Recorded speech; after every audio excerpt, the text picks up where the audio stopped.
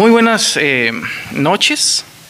Estamos hoy jueves 18 de enero del 2018 en una entrevista que tenemos con personas ensenadenses que son activistas de varios años ya en temas de derechos humanos, en defensa de diversas causas que tienen que ver con a veces los maestros, a veces el tema de la gasolina, los energéticos, temas políticos, pero ahorita lo que vamos a hablar, y le agradecemos a las personas que nos están viendo, para que se queden y escuchen bien atentamente, porque es una invitación aparte, del reciente homicidio de una joven aquí en Ensenada, que no es no es ya tan raro que se registren este tipo de cosas, y justamente la preocupación de la población en torno a eso es lo que los está llevando a ustedes a convocar justamente a una marcha para el próximo domingo, ¿verdad? ¿Quién nos puede platicar? Bueno, Miriam. Bueno, para empezar, buenos días. Pues fue un feminicidio. Buenas noches, perdón. Buenas noches. Feminicidio, pero vamos a empezar por ahí, porque ese tema justamente dio mucha discusión en las redes sociales.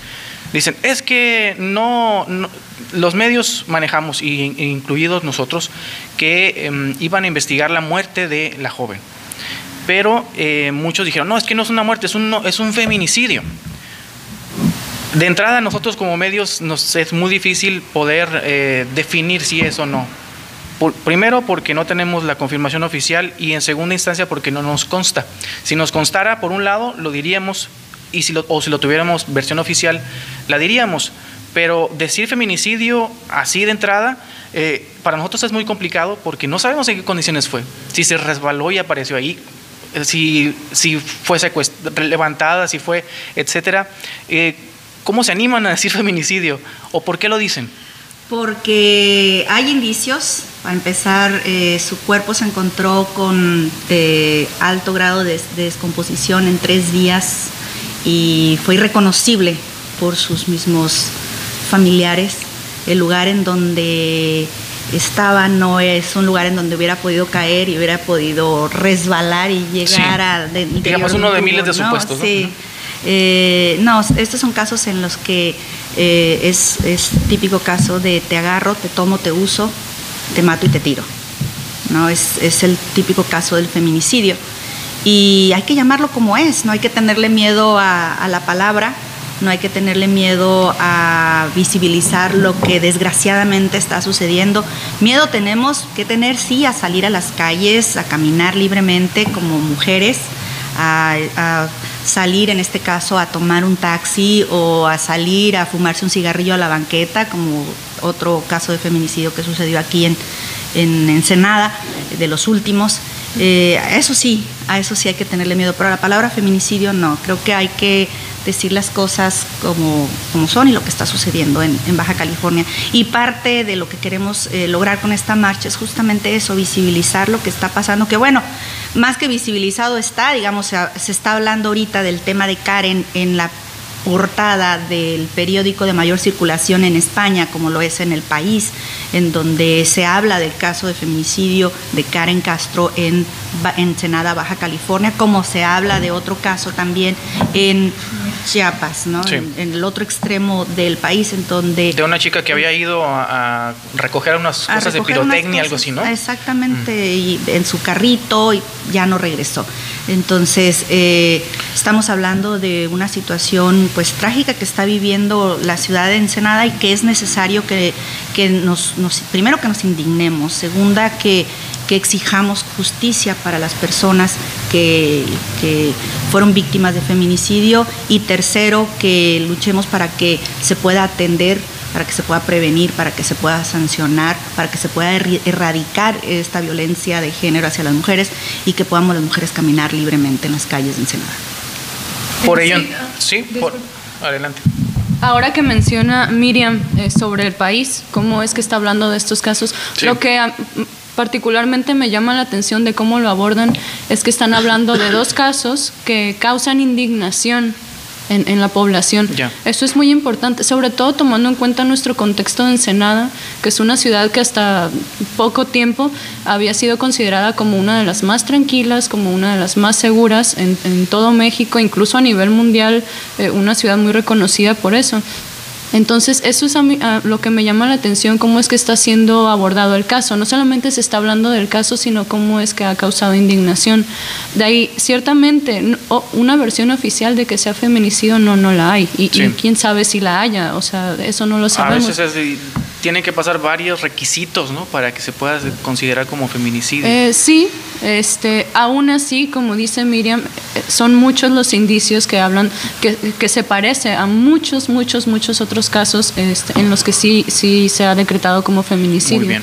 Entonces, nos atrevemos a asumirlo como tal de una vez porque honestamente creemos que sí lo es. Bien. O sea, no estamos seguros oficialmente, pero sí consideramos que lo sea. Las características por tiene las características de este caso y de otros más. Muy bien. Miguel. Observemos. Invisibilizar significa no hacer visible. Uh-huh. ¿Quién es quien no hace visible? El Estado, el gobierno, que no está cumpliendo con su trabajo. Entonces no lo hace visible, y más que no hacerlo visible, lo oculta. Y la única razón por la cual lo oculta es porque no desea trabajar en ello. Es inoperante el Estado. Es una manera en que se evade de lo que son sus responsabilidades. Pero carajo, la responsabilidad de no tapar baches es una. La responsabilidad de no hacer puentes es otra. Pero la responsabilidad de no cuidar, de no tener la seguridad de la vida es otra. Estas son dos casos donde hay una indignación. Sí. No es solamente la muerte de estas personas, dirán algunos lectores en las páginas, en redes sociales. No, pero en este caso las personas que están, con las que me tocó estar sentado con las compañeras, son mujeres indignadas, mujeres preocupadas por la seguridad de las otras mujeres. Y mujeres es un rango grande, desde niñas hasta abuelas.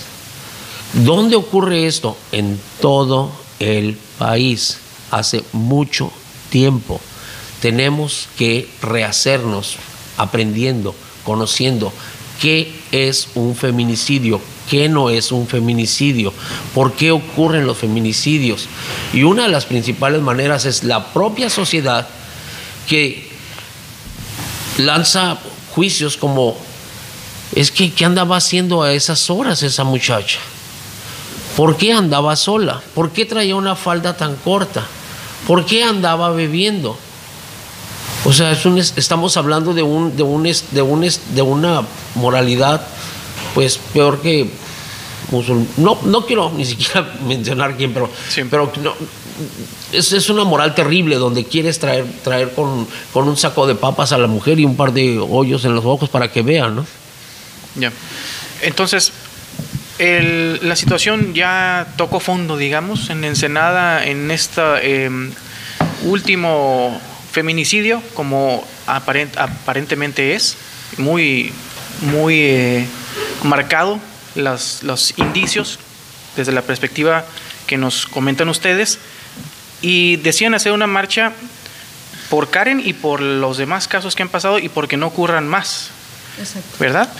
Ok, entonces, la marcha, platíquenos un poco los detalles de la invitación de la marcha, dónde va a realizarse, si se está pidiendo algo en específico para las personas que van a acudir, a qué hora va a iniciar y cuál va a ser el recorrido. ¿Quién nos puede platicar un poco sobre esto?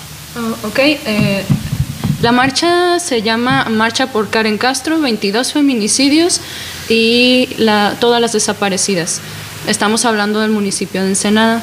La marcha es el domingo 21 de enero a las 3 de la tarde. El punto de partida es el Parque Revolución. Y el recorrido es un recorrido ya tradicional en otras marchas, que es a partir del parque hacia la calle Ruiz, por toda la Ruiz, Boulevard Costero, calle Primera y a Boulevard Costero para finalizar en la Plaza Cívica de la Patria, las Tres Cabezas. Ajá. Ahí es donde finaliza. Primero es aclarar que es con todo el respeto a la familia de Karen, porque tristemente se ha convertido Karen en un símbolo de las desapariciones de mujeres, desapariciones forzadas, incluso ya del feminicidio, como lo estamos manejando y como lo está manejando muchísima gente. Es con todo el respeto, pero consideramos que es algo que se tiene que hacer porque ha sido uno de los casos más sonados en Ensenada de búsqueda. Es una búsqueda que ha implicado a su familia, amigos y a personas que se han involucrado ya de manera emocional con Karen, incluso sin conocerla, porque fue una búsqueda incansable por todos los medios. Sí. Entonces, es importante agregar que ella es tristemente el símbolo de todo esto, pero también hay un montón de feminicidios que no se han esclarecido, de los que no se sabe prácticamente nada y de los que no hay justicia hasta ahora, y sobre todo muchos casos de desaparición aquí en este municipio. Entonces va por ahí la marcha. No hay un requerimiento hasta ahora, un requerimiento específico. Siempre es con la libertad de que cada persona acuda con su forma de expresión, la que más le plazca. No se trata de uniformar a nadie, no se trata de ello, porque aquí caben todas las voces, caben todas las inquietudes. Entonces, por ahora no hay una solicitud así. Si ocurriera alguna inquietud, no sé, por parte de la familia o de los amigos, pues lo haríamos saber a través del evento que hay en Facebook, que es la invitación, digamos, oficial para la marcha. ¿Cómo se llama el evento? ¿Cómo le titularon?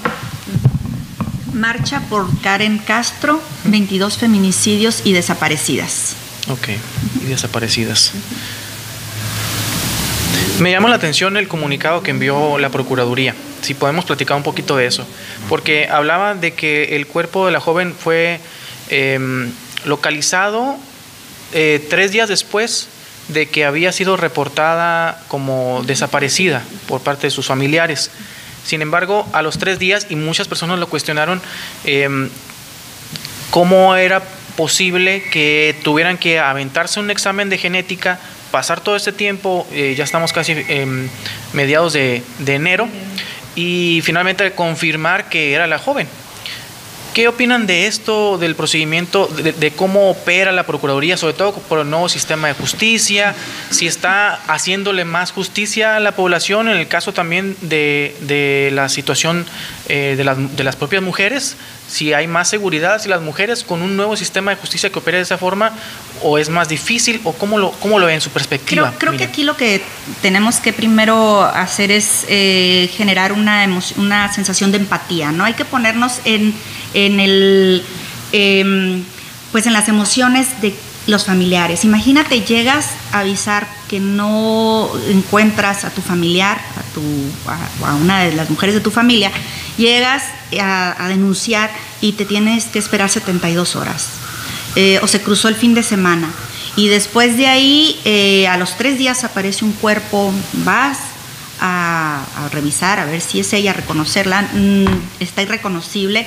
Y entonces pasan 38 días para que te digan, ¿sabes qué? Esa persona que estaba ahí, sí era ella. Creo que es más que nada el darnos cuenta que las cosas no están funcionando. No es criticar por criticar, sí. Es darnos cuenta que las cosas no están siendo ni prontas, ni expeditas, ni bien hechas, solamente. Porque, una prueba genética está en 72 horas, ¿no? O sea, no es necesario esperarte 38 días para saber si fue o no fue. Que si se atravesaron vacaciones, que si se atravesó fin de semana, que eso no debe de darse. O sea, se tiene que dar una investigación inmediata. Ahora, en los medios, que es donde nosotros nos hemos enterado, se dice que se va a empezar a investigar el feminicidio. Así lo menciona el comunicado. De Karen. Sí, el motivo, la causa de la muerte. Anteriormente era desaparecida. Imagínate todo el tiempo que tuvo que pasar para ahora empezar a investigar. Esto habla de una total falta de empatía por quienes deben de resolver la situación. Si está todo ahí en sus manos, ahí está el cuerpo, ahí está pues las herramientas para poder conseguirlo, ¿no? O sea, tenemos ya las pruebas de ADN que pueden ser rápidas. ¿Por qué no fueron como deben de ser? Sí. ¿No? Y entonces, ¿sienten ustedes que están en una situación de mucha vulnerabilidad las mujeres? Mucha en vulnerabilidad Ensenada, hablando particularmente de mucha Ensenada. apatía para poder resolver y híjole, no quiero decirle más feo. Pues dilo. Adelante, aquí pueden decirlo como gusten.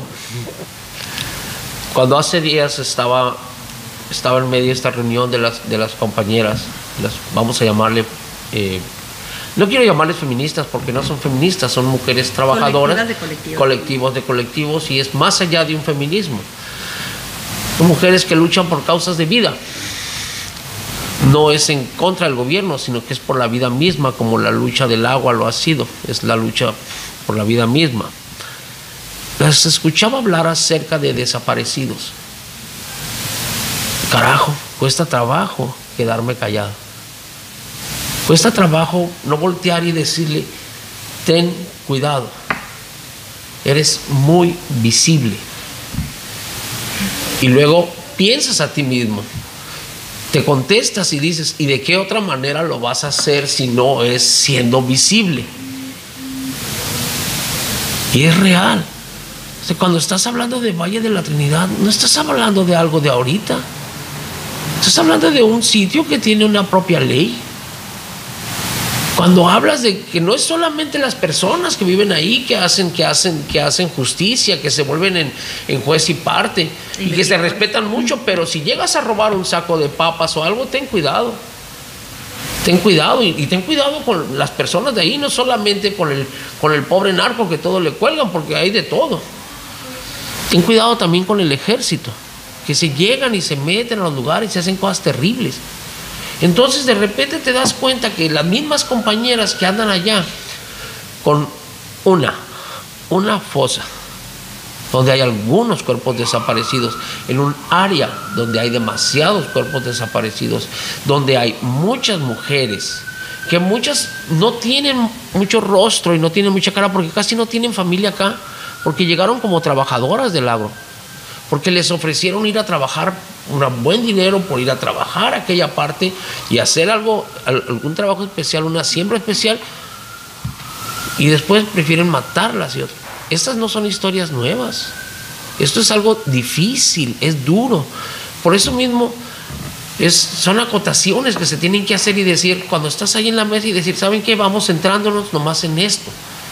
No vamos brincando aquellas cosas de allá porque es muy serio. Las problemáticas son muy amplias, ¿no? En general. Enorme. Y mujeres, hombres, de todo, en todos los niveles económicos, etcétera. Es estructural, es sistemático y eso tenemos que también verlo, ¿no? Esta cuestión cultural que estamos pues desgraciadamente viviendo no nada más en Ensenada, no nada más en Baja California, no nada más en México, sino que la violencia hacia la mujer es un problema en muchísimos países. Sí. En Estados Unidos coincide ahorita un movimiento muy fuerte en el tema de los derechos y la posición de la mujer en la misma sociedad estadounidense, de cómo ha sido también, en cierto modo, como puesta en un segundo plano. Incluso hacen estadísticas de los ingresos que reciben las mujeres en puestos directivos de empresas comparados con los puestos directivos de varones que hacen lo mismo, pero les pagan más a los hombres que a las mujeres. Ese tipo de cosas y manifestaciones, marchas que ha habido en Estados Unidos también. Hay un surgimiento ahorita en el tema de la postura de las mujeres, de lo que están diciendo y planteando hacia las sociedades. Estamos hablando de Estados Unidos y también está permeando en México, ¿no? O quiero pensar de que está permeando en México, no sé. No, mira, son diferentes situaciones, diferentes condiciones, diferentes formas de vida, ¿verdad? Pero al final de cuentas la violencia contra la mujer pues se da en la política y se da en lo económico y se da en lo social y se da en muchos rincones del mundo, ¿no? Es cierto, en Estados Unidos hay una pues visibilización de lo que de lo que ha venido sucediendo y de las violencias que se han dado hacia las mujeres.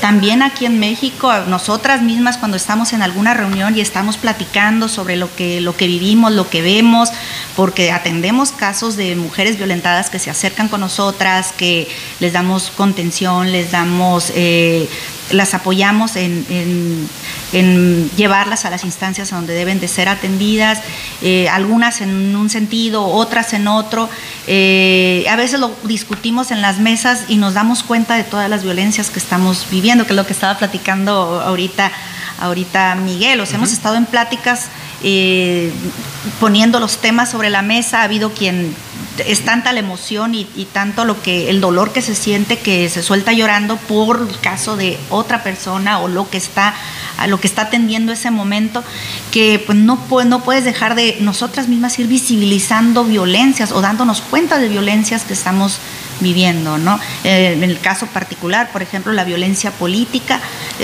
día a día voy descubriendo formas de violencia en donde a veces te das cuenta que te tratan como adorno y ven y siéntate aquí porque tú eres mujer y adornas la mesa, ¿no? Sí, para complementar.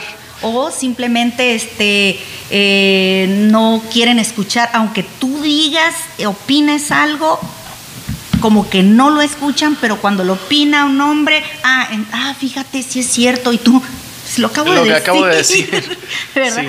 Te vas dando cuenta de todas este tipo de violencias y nosotros las exponemos en la mesa. Entonces, creo que en cada espacio, en Estados Unidos, van haciendo su búsqueda de violencias y nosotros acá también, desde nuestro espacio, desde nuestra forma de vivir, desde nuestra situación cultural y desde el machismo mexicano. Sí, aunque aquí en México se vislumbra más complicado, ¿no? Por las cuestiones de las leyes, cómo funcionan las leyes precisamente. Allá en Estados Unidos hacen denuncias de cosas que pasaron años atrás y cosas que poca evidencia tienen salvo su propia palabra a veces, ¿no? Y le dan cabida a esas declaraciones. Aquí es sumamente complejo porque se requieren un mundo de requisitos, ¿no? Como por ejemplo, se extravió una joven, hoy se extravió, nunca, la muchacha es muy tranquila, nunca hace eso, siempre se reporta. No, pues es que tienen que pasar 72 horas. De ahí como que de repente quizá en algunos casos, analizándolos a detalle, la autoridad pudiese acelerarlos, ¿no? Y eso es en una desaparición. En una desaparición, porque claro. Si es en una violación, todavía tienes que manejar todo el tema de voy a llegar y voy a ser revictimizada y voy a ser violentada. Y luego, y si yo tuve la culpa, porque a lo mejor yo traía la falda muy cortita, porque a lo mejor yo sin querer le di pie o porque me había tomado unos tragos, o porque manejamos una situación cultural que todavía no hemos podido brincar. Y todavía, si yo como mujer, si la mujer que ha sido violada no sabe que es mejor que vaya primero con el médico, a que vaya con el juez, a que vaya con... En el tema de una denuncia aquí en México. El tema de una denuncia. Antes de ir a denunciar, acabe con un médico que te legalicen eso. Y hay otra cuestión que quisiera mencionar, no sé si quieres terminar primero eso. No, adelante. Hace rato te comentaba respecto a algo que también salimos aquí por parte vamos a llamarle del CNB, ¿no? Cuando estábamos allá en la reunión del colectivo No Olivieto, es respecto a las nuevas masculinidades. Es todo movimiento, toda marcha, todo salir, es encontrarnos a nosotros mismos, entrar en diálogo con la sociedad mínima, pensarnos y repensarnos. Y es momento de repensarnos con nuestra nueva masculinidad. ¿Qué significa hoy en día ser hombre? ¿Qué significa hoy en día ser esto? Porque es algo donde cuesta trabajo el sumarte, ¿no? El decir cómo vengo yo ahora, qué es lo que voy a manejar. Y se ha estado realizando, gracias a Blanca Roldán, por los vínculos que me pasó en UABC. Yo no tenía idea que en UABC, en FECAIS, hubiera un trabajo que estaban realizando en este sentido, y que bien va a valer que es muy importante, no va a valer la pena, sino que es muy importante acercarnos a ese tipo de investigaciones y de estudios. Exacto. Araceli, ¿qué opinión tienes en relación a cuál es la situación que ves tú ahorita de las mujeres en Ensenada? ¿Cuál es el escenario que ves tú de las mujeres jóvenes en Ensenada? Y hablando de toda la región, o Baja California, si quieres abarcar un poco más, y si hay formas en las que tú crees que esto se puede ir resolviendo, es decir, que se puede ir contrarrestando esta situación que vemos que cada vez hay más homicidios, y hombres y mujeres, Claro. Más muertes, 190 y algo, ¿no? Cerró el 2017 de homicidios, es casi el doble del año anterior, y el año anterior era de los más altos de los últimos 15 años. Entonces estamos rompiendo todos los parámetros en cuestión de violencia, nada más reflejada en el puro caso de los homicidios. De ahí te vas para abajo en la pirámide y robos, asaltos violentos, etcétera, etcétera. Bueno, robo con violencia le dicen, no quieren decirle asalto. Más los desaparecidos, etcétera. ¿Cuál es el escenario que tú ves? Y esto es en cifras oficiales, ¿no? Claro, que la cifra negra es gigantesca. Exacto. Sí, dicen que ¿cómo decían los del Consejo Ciudadano? Como 9 veces más o algo así la cifra negra de los robos, por ejemplo. ¿Qué perspectiva tienes? ¿Cómo estamos y qué crees que se puede hacer? Estamos mal. Es increíble cómo con el paso del tiempo, entre más acceso tenemos a más información, pareciéramos estar más desinformados. En general, hablo en general de todos y de todos los temas. La información es muy importante porque nos educa. Nosotros nos educamos de todo, no nos educamos nada más en nuestra casa o en la escuela, nos educamos absolutamente de todo lo que nos rodea. Y yo como joven, yo percibo a mi generación como una generación, no sé, a mí me preocupa mucho la cantidad de machismo que hay, pese a la cantidad de información que hay para decirnos qué es el machismo, por ejemplo, y cómo es que llega a matar. Entonces, yo percibo una cantidad exagerada, por ejemplo, de acoso sexual callejero. Es un tema que a mí me mueve mucho, es un tema que me lastima y es un tema que trato yo en mi entorno y de la forma posible de reeducar a otras personas que están conmigo. ¿Por qué menciono el acoso sexual cuando estamos hablando en general de feminicidios? Bueno, como lo mencionábamos hace rato con otros compañeros, la violencia tiene distintos niveles. Entonces, para llegar a matar a una mujer con ese odio, con esa hazaña, con ese desprecio, de llegar y tirarla a un lugar, de violarla, de mutilarla, etcétera, todo lo que ocurre en los feminicidios, hay un proceso cultural por el cual un hombre llega a considerar a la mujer como un objeto, como algo que no vale tanto como él, y como algo que no le va a generar un castigo, porque estamos acostumbrados a una impunidad. ¿A qué voy? ¿Qué mencionaba Miriam ahorita? No hay una preparación ni para los funcionarios, ni es algo que se vea reflejado en las leyes, por ejemplo, en todos estos trámites burocráticos, por llamarle así, para atender los casos. ¿Por qué? Porque hay una cultura de violencia y una cultura de machismo que respalda ello. No me voy a meter en este tema porque ahorita no hay cabida para él, pero hay que ver cómo hubo un linchamiento social hace unos días para la chica que abortó con 18 semanas de embarazo, ¿no? Estamos hablando de una moral muy extraña que juzga a las mujeres y que se ensaña en muchos casos con ellas, pero en otros, les tira con todo lo posible.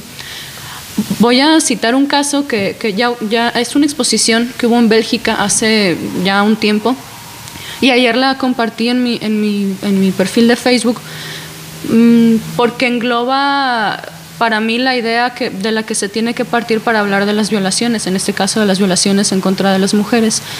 Y la exposición se llama ¿Qué llevabas puesto? ¿No?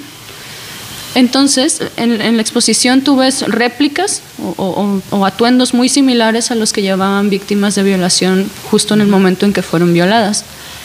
Y habrá gente que se espera encontrar mini vestidos de lentejuela y tacones altos, y no es así. Te encuentras atuendos de todas las tallas y de todas las edades. Entonces, ¿qué te dice eso? Pues que en realidad la víctima no tiene la culpa de ser abusada. Y estamos hablando de abuso sexual. Ahora habría que ver otro tipo de abusos, por ejemplo, como el acoso sexual callejero, que es, digamos, uno de los mínimos, incluso normalizados en nuestro país, que hasta le llegan a llamar piropo o halago, hasta ya el asesinato, ¿no? ¿Por qué? Porque es válido, es incluso, no sé, es normal. Sí. Yo sigo viendo eso, y si no hay un cambio poco a poco, paulatino en la educación para todos, en todas las edades, poco se puede hacer. Por eso en la ley a veces poco se puede transformar porque hay una cultura que respalda ese tipo de situaciones, ¿no? Claro, y las leyes están establecidas en base a la cultura. Exactamente. Entonces no lo hay. ¿Qué se puede hacer? Bueno, lo que ya se está haciendo y que no se ve porque puede resultar muy poco, pero para quienes hemos hecho algo, bueno, ya resulta un avance tremendo y es convertirnos como en pulpos, o sea, es irnos por todas las vías, es quienes entren por el lado de la política, bueno, quienes entren por el lado legal, ok, quienes vayan por la educación, por lo académico, por lo artístico y por todos lados tratar de penetrar con esta información que hable sobre cómo, en este caso, el machismo puede llegar a matar, cómo puede prevenirse este tipo de situaciones. Y es algo, bueno, para los que estamos en esto, un proceso, porque no todos tenemos toda la información, ni siquiera todos estamos conscientes de ello. Incluso nosotras mujeres cometemos muchos machismos también, ¿no? Entonces, yo creo que va por ahí y es algo que ya se está haciendo. Pero es un proceso muy paulatino y muy lento. Sí, y eso es importante que lo mencionas porque también, y justo antes de iniciar la entrevista platicabas de cómo a veces piensan cuando ven algo en redes sociales algunas personas que cuando publicas que estás haciendo algo es como se toma como si es lo único que estuvieras haciendo, ¿no? Sí, se asume. Se asume. Y ese es un problema también que tenemos en este mundo de la comunicación, que no es cara a cara, de cómo también asumir muchas cosas, ¿no? Pero el trabajo lo están haciendo, al menos de su parte, como organizándose, y este es uno de varias cosas, entonces, varios frentes. La marcha, digamos, uno de muchas de las cosas que están haciendo. Bueno, la marcha, disculpa, sí. la marcha es como un, pues es un grito, literalmente. O sea, la marcha tiene una función para visibilizar, para sacar la malilla. O sea, no es en sí una actividad que se considere como una solución directa para algo, porque no lo es una marcha, pero es muy necesaria. Y que es lo que les comentaba exactamente antes de iniciar. O sea, se hace una cosa, pero también otra. No nada más se trata de encasillarse, por ejemplo, en redes sociales. Pero el hecho de que uno esté en redes sociales comentando, compartiendo, platicando con otras personas no implica que no se hagan otras cosas aparte, sí. Que es, como lo decía Miriam, dar orientación, dar apoyo, generar redes de apoyo, porque para la cuestión legal, para todo lo que tú quieras, se necesita tener una sensibilidad con los temas que nos atañen a las mujeres, ¿no? Y eso sí se está dando. La marcha es necesaria porque todo el mundo tiene que unirse en un grito de desesperación. El 2017, que fueron 106 feminicidios, o sea, para nuestro estado es una cifra tremenda, oficial. Y que sí, decretaron que eran feminicidios. Ahora tenemos que ser pesimistas y ver que definitivamente hay más casos que no son denunciados, porque muchos de ellos se tratan de familias con escasos recursos, familias indígenas, familias que viven en lugares muy lejanos, que no acceden ni a lo mínimo de la justicia. Para nosotros es una cifra muy alarmante. Y yo creo que esto se ve reflejado en una cultura de acoso, de violencia de todo tipo, porque ahorita todas las mujeres con las que tú llegues y platiques, y no te estoy hablando de estudios ni de cifras, todas te van a hablar de un temor ya generalizado. O sea, sí. Esto ya se ve no solo en redes sociales, a donde vayas, y no estoy hablando de jóvenes de 25, 26 años como Karen.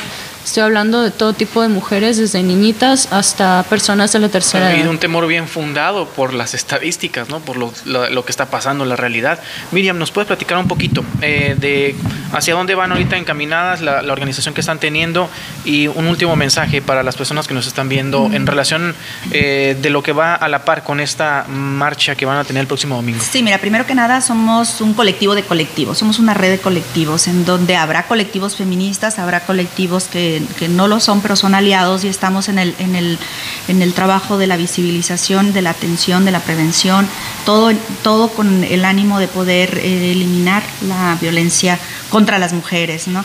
Sí te puedo decir que hemos visto, por ejemplo, algunos que están atendiendo el tema en redes, hemos visto esa decir de la gente en redes, ¿sabes qué? Que no salgan las mujeres, que se queden en la casa. Lástima, porque hay mujeres que han sido víctimas de feminicidio, que han vestido burka, completamente cubiertas. Tenemos el caso de una niña de 11 años en Puebla que fue asesinada en su propia cama, en su propia casa, donde el mismo padrastro le vendió la virginidad, ¿no? Y resulta que cuando regresaron la encontraron muerta. Ese tipo de cosas se dan. Desgraciadamente los feminicidios también se dan en casa, y según la encuesta nacional sobre la dinámica de las relaciones en los hogares, que fue publicada el día de ayer, demostró que la mayoría de los casos de violencia contra las mujeres se da en relaciones de pareja.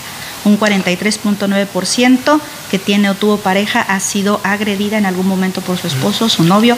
No. Buen tema para abordarlo después, porque da mucho material eso. Otra de las cosas que es un tópico de feminicidio también. Sí, es que desde ahí empieza, y en la cuestión de feminicidio, pues bueno, se presenta cuando la víctima presenta signos de algún tipo de violencia sexual de cualquier tipo, cuando la víctima se le haya infligido algún tipo de lesiones o mutilaciones inflamantes o degradantes antes o después de la privación de la vida, o también actos de necrofilia.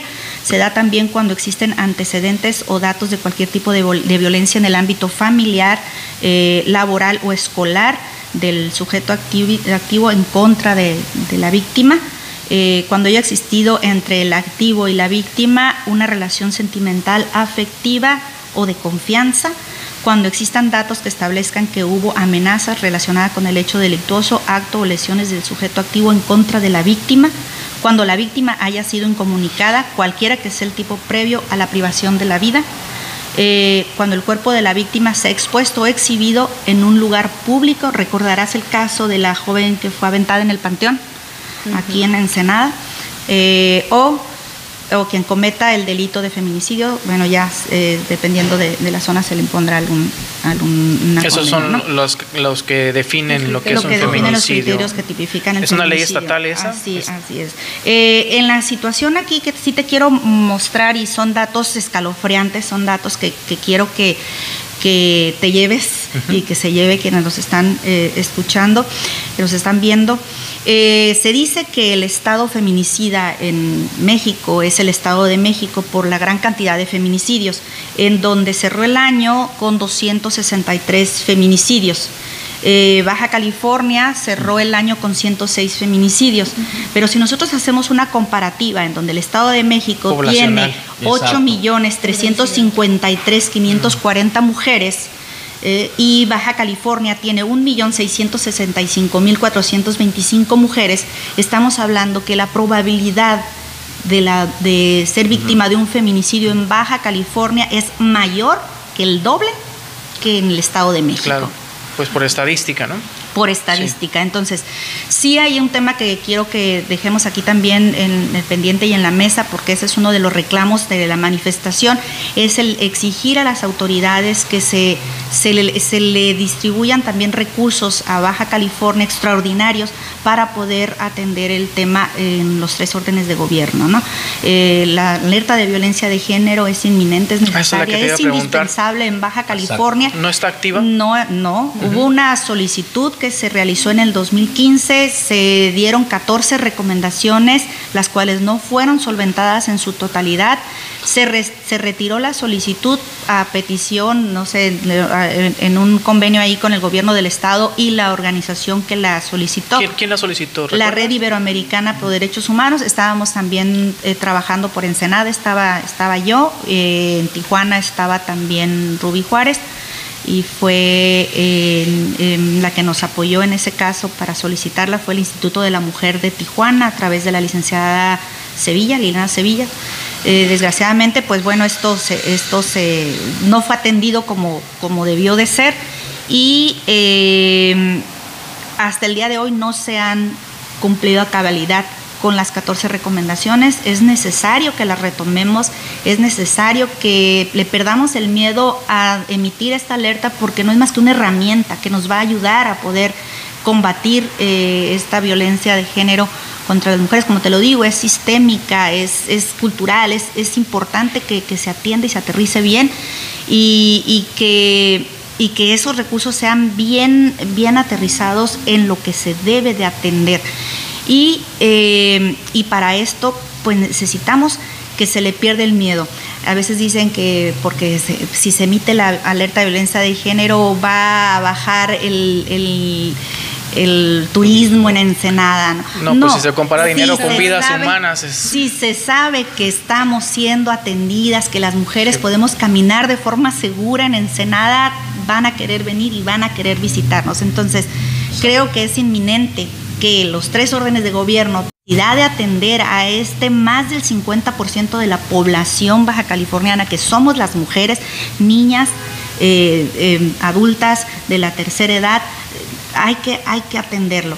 Y otra cosa que también quiero comentarte en cuanto a las cifras, pues como bien lo decía ahorita Arcelia, hay datos que están muy por debajo. Tenemos una población migrante, mal dicho de inmigrante, porque vivimos en el mismo país, pero bueno, llegan de la zona sur, que de repente nos dicen, no, pues fulanita ya se fue a su tierra. ¿Y cómo que se fue? ¿Y la familia? ¿Y por qué no se fue con la familia? Y no tienen contacto. No se tienen contacto. Y son datos que no tenemos registrados y que no sabemos.